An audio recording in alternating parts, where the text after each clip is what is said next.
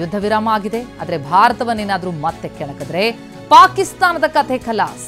ಈ ರೀತಿ ಪಾಕಿಸ್ತಾನಕ್ಕೆ ಖಡಕ್ ಎಚ್ಚರಿಕೆ ಕೊಟ್ಟಿದ್ದಾರೆ ಲೆಫ್ಟಿನೆಂಟ್ ಜನರಲ್.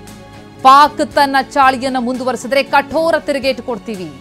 ಪಾಕ್ ಏನೇ ಉಲ್ಲಂಘನೆ ಮಾಡಿದ್ರು ಅದಕ್ಕೆ ಪ್ರತ್ಯುತ್ತರ ಕೊಡೋಕೆ ಸೇನೆಗೆ ಫುಲ್ ಪವರ್ ಕೊಡಲಾಗಿದೆ ಅಂತ ಶತ್ರು ರಾಷ್ಟ್ರಕ್ಕೆ ಲೆಫ್ಟಿನೆಂಟ್ ಜನರಲ್ ರಾಜೀವ್ ವಾರ್ನ್ ಮಾಡಿದ್ದಾರೆ.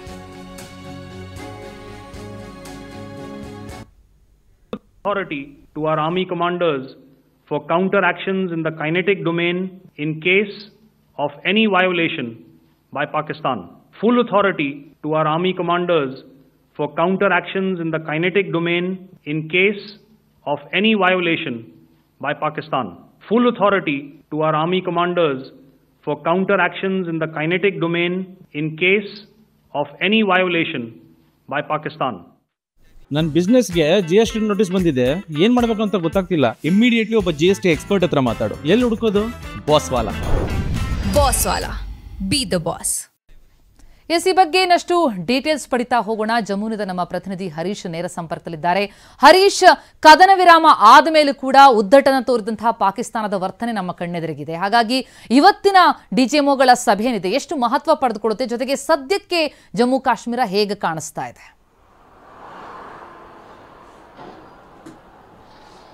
ಹೌದು ಪ್ರತಿಮಾ, ಬಹುಮುಖ್ಯವಾಗಿ ಇವತ್ತು ಒಂದು ಮಹತ್ವದ ಸಭೆ ನಡೀತಾ ಇದೆ. 12 ಗಂಟೆಗೆ ಈ ಒಂದು ಸಭೆ ನಡೀತಿರುವಂತಹದ್ದು. ಮಿಲಿಟರಿ ಆಪರೇಷನ್ಸ್ಗಳ ಮಹಾನಿರ್ದೇಶಕರು ಪಾಕಿಸ್ತಾನದ್ದು ಹಾಗೂ ಭಾರತದ್ದು ಇಬ್ಬರು ಸೇರಿ ಸಭೆಯನ್ನು ಮಾಡುವಂತಹದ್ದು. ಇದರಲ್ಲಿ ವಿದೇಶಾಂಗ ಸಚಿವಾಲಯದ ಕೆಲವು ಅಧಿಕಾರಿಗಳು ಭಾಗಿಯಾಗ್ತಾರೆ ಅನ್ನುವಂತಹ ಮಾಹಿತಿ ಇದೆ. ಬಹುಮುಖ್ಯವಾಗಿ ಅನೇಕ ವಿಚಾರಗಳು ಚರ್ಚೆ ಆಗ್ತವೆ. ಭಾರತ ಯಾಕೆ ಆಪರೇಷನ್ ಸಿಂಧೂರವನ್ನು ಮಾಡ್ತು ಅನ್ನುವಂಥದ್ರ ಬಗ್ಗೆ ಕಾರಣವನ್ನು ಈಗಾಗಲೇ ಕೊಟ್ಟಿದೆ. ಅದಕ್ಕೆ ಪಾಕಿಸ್ತಾನ ಉತ್ತರವನ್ನು ಕೂಡ ಕೊಡಬೇಕಾಗತ್ತೆ. ಯಾಕಂತಂದರೆ ಈಗ ಕದನ ವಿರಾಮ ಅನ್ನುವಂಥ ನಿಟ್ಟಿನಲ್ಲಿ ಪಾಕಿಸ್ತಾನ ಏನು ಒಪ್ಕೊಂಡು ಬಂದಿದೆ, ಅದಕ್ಕೆ ಅವರೊಂದಷ್ಟು ಕ್ರಮಗಳನ್ನು ಕೂಡ ತೆಗೆದುಕೊಳ್ಬೇಕಾಗತ್ತೆ. ಅಂದರೆ ಉಗ್ರರ ವಿರುದ್ಧ ಕ್ರಮಗಳನ್ನು ತೆಗೆದುಕೊಳ್ಬೇಕಾಗತ್ತೆ, ಅಂದರೆ ಗೋಚರಿಸುವಂತಹ ಕ್ರಮಗಳನ್ನು ತೆಗೆದುಕೊಳ್ಬೇಕಾಗತ್ತೆ. ಇಂಥ ಅನೇಕ ಷರತ್ತುಗಳನ್ನು ಕೂಡ ಭಾರತ ಇವತ್ತಿನ ಸಭೆಯಲ್ಲಿ ಮುಂದಿಡುವಂತಹ ಸಾಧ್ಯತೆ ಇದೆ. ಯಾಕಂತಂದರೆ ಪಾಕಿಸ್ತಾನದಲ್ಲಿ ಉಗ್ರರ ಫ್ಯಾಕ್ಟ್ರಿಗಳಲ್ಲಿ ಉಗ್ರರನ್ನ ತಯಾರಿಸಿ ಭಾರತಕ್ಕೆ ಬಿಡ್ತಾ ಇದ್ದಾರೆ. ಆ ಫ್ಯಾಕ್ಟ್ರಿಗಳು ಬಂದ್ ಆಗಬೇಕು, ಆ ಫ್ಯಾಕ್ಟ್ರಿಯ ಮಾಲೀಕರುಗಳು ಕೂಡ ಬಂದ್ ಆಗಬೇಕು ಅನ್ನುವಂತಹದ್ದು ಭಾರತ ಒತ್ತಾಯ ಮಾಡ್ತಿರ್ತಕ್ಕಂಥದ್ದು. ಅದೇ ವಿಚಾರ ಇವತ್ತು ಪ್ರಮುಖವಾಗಿ ಚರ್ಚೆ ಆಗುತ್ತೆ. ಭಾರತ ಯುದ್ಧವನ್ನ ಮಾಡಿದಂಥದ್ದು ಮತ್ತೆ ಏನು ಆಪರೇಷನ್ ಸಿಂಧೂರ ಕಾರ್ಯಾಚರಣೆ ಮಾಡಿದಂಥದ್ದು ಕೇವಲ ಉಗ್ರವಾದದ ವಿರುದ್ಧ, ಉಗ್ರರ ನೆಲೆಗಳನ್ನ ಗುರಿಯಾಗಿಸಿಕೊಂಡು ದಾಳಿ ಮಾಡಿದಂಥದ್ದು. ಪಾಕಿಸ್ತಾನದ ನಾಗರಿಕರ ವಿರುದ್ಧ ಆಗಲಿ, ಅಲ್ಲಿನ ಸೈನ್ಯದ ವಿರುದ್ಧ ಮಾಡಿಲ್ಲ. ಅದನ್ನು ಕೂಡ ಇವತ್ತು ಸ್ಪಷ್ಟಪಡಿಸುತ್ತೆ. ನಾವು ಪಾಕಿಸ್ತಾನದ ನಾಗರಿಕರ ವಿರುದ್ಧ ಈ ಒಂದು ದಾಳಿಯನ್ನ ಮಾಡಿಲ್ಲ, ಉಗ್ರರ ನೆಲೆಗಳ ಮೇಲೆ ನಾವು ದಾಳಿಯನ್ನ ಮಾಡಿದ್ದೇವೆ. ನಮ್ಮ ಟಾರ್ಗೆಟ್ ಉಗ್ರರು. ಹಾಗಾಗಿ ಇವತ್ತಿನ ಈ ಒಂದು ಸಭೆಯಲ್ಲಿ ಪಾಕಿಸ್ತಾನದ ಸೇನೆಯ ಹಿರಿಯ ಅಧಿಕಾರಿಗಳೊಂದಿಗೆ ಅದನ್ನೇ ಕೇಳುವಂತಹ ಸಾಧ್ಯತೆ ಇದೆ, ಉಗ್ರರ ವಿರುದ್ಧ ಕ್ರಮ ಕೈಗೊಳ್ಳಿ ಅನ್ನುವಂಥ ನಿಟ್ಟಿನಲ್ಲಿ. ಮತ್ತೆ ಭಾರತ ಕೂಡ ಸ್ಪಷ್ಟಪಡಿಸಿದೆ, ಭಯೋತ್ಪಾದನೆ ಅಂತಂದ್ರೆ ಅದೊಂದು ರೀತಿಯಾದಂಥ ನಮಗೆ ಯುದ್ಧ ಭಯೋತ್ಪಾದನೆ ವಿರುದ್ಧ ನಾವು ಯುದ್ಧವನ್ನ ಸಾರ್ತೀವಿ, ಯುದ್ಧ ಅನ್ನುವಂಥ ನಿಟ್ಟಿನಲ್ಲಿ ನಾವು ಪರಿಗಣಿಸ್ತೀವಿ ಅನ್ನುವಂಥದ್ದನ್ನು ಕೂಡ ಹೇಳಿದೆ.